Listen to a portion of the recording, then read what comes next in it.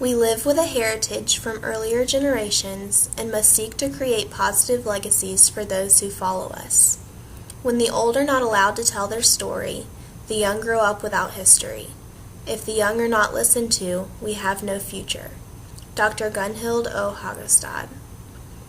The last time I went to visit my grandfather in the hospital before he passed away, he left me with words that I will never forget. He instructed me to graduate from school more than once, live my life the way I wanted it to play out, and love everyone and everything with all the passion in my heart. Before he passed away 5 years ago, my grandpa, Jack Miner, had an inconceivable amount of influence on my life. Honoring his lifetime and reflecting upon his background allows me to shape my life to become one of his legacies. Charles Jack Miner was born June 2, 1929, to Alex and Helen Miner. Alex built a house on Marsh Road north of Plainwell, Michigan in 1929 in close proximity to the Miner family dairy.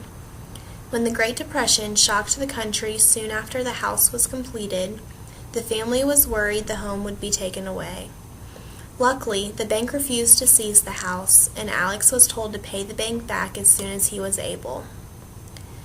The Miner family dairy continued to supply the farming community outside of Plainwell and the surrounding Michigan areas with dairy products. Helen assisted in all the daily motherly routines. She would serve a large meal at noon for the family and farm helpers, leaving the leftovers for the dogs to feast upon. Jack always had a love for dogs when he was growing up on the Miner dairy. During World War II, he selflessly donated one of his dogs to be trained for the military.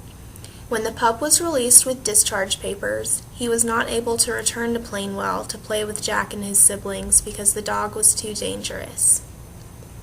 Jack had 2 older sisters named Pauline and Lois, with whom he grew up on the farm. Their school teacher, Cora Flora, resided in the Miner residence and taught Jack and his sisters in a 1-room schoolhouse through the 7th grade.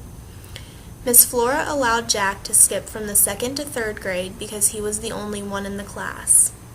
Jack graduated from Plainwell High School in 1946 and enrolled in Western Michigan University at the age of 17.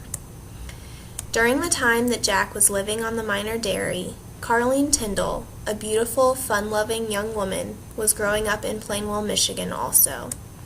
One day, Carlene's mother went to the grocery store and spotted a young man working behind the meat counter. Mrs. Tyndall noticed this man had abnormally hairy arms and chest. When she arrived home, she demanded that her daughter go to the grocery and catch a glimpse at the fellow working behind the meat counter. Carlene obeyed her mother and struck up conversation with this attractive young man named Jack Miner. The two immediately noticed the chemistry hovering over the meat between them. The next week, the two went on their first date to an ice skating rink. Not long after their meeting at the meat counter, Jack and Carlene were married in 1950 while they were both seniors at Western Michigan University. Jack's father bought a mobile home for the newlyweds, who kept it parked next to the Tyndall's driveway. Carlene worked as a school teacher, and Jack joined the Air Force in late 1950. The couple toted the mobile home to Biloxi, Mississippi, where Carlene lived while Jack was overseas. He served in Korea for 1 year.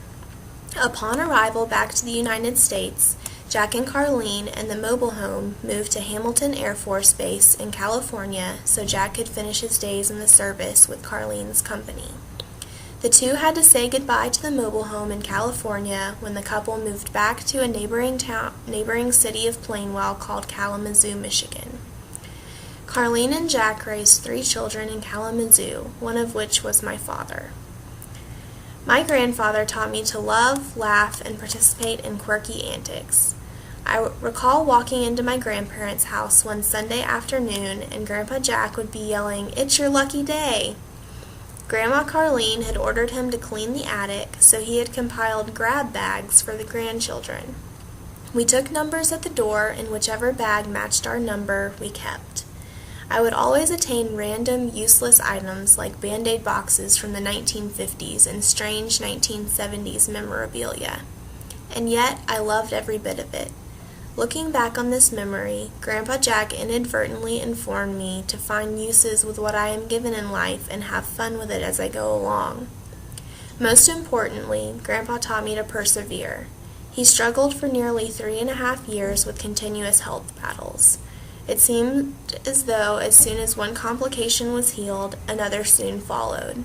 Grandpa held on for his life and was always strong for himself and our family. Jack Miner's life and bubbling personality made a lasting impression on whoever came in contact with him. I am forever grateful that I am blessed with such a loving family with rich history to reiterate to future generations and create lasting legacies.